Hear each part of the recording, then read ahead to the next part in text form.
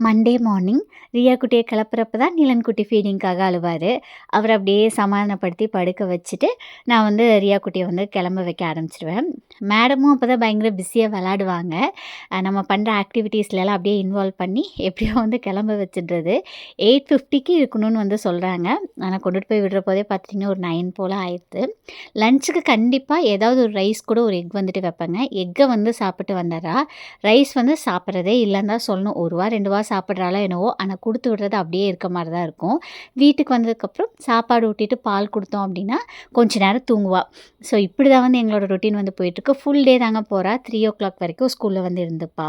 ஒரு சிலர் வந்துட்டு பால் பத்தலன்னு வந்து சொல்றீங்க. கண்டிப்பா இத ட்ரை பண்ணி பாருங்க. பிரெஸ்ட் மில்க் இன்க்ரீஸ் பண்றதுக்கு நல்லாவே இந்த கஞ்சி வந்து சப்போர்ட் பண்ணுங்க. டேஸ்டியாவும் இருக்கும். நான் ரைஸ் கொஞ்சம் கூட போட்டிருக்கேன் ரியா குட்டிக்கு ஊட்டணும்னு சொல்லிட்டு. நீங்க ரைஸ் கம்மி பண்ணிட்டு பாசிப்பயிறு ஜாஸ்தி பண்ணி இந்த கஞ்சிய குடிச்சு பாருங்க. நல்ல டிஃபரன்ஸ் வந்துட்டு இருக்கும்.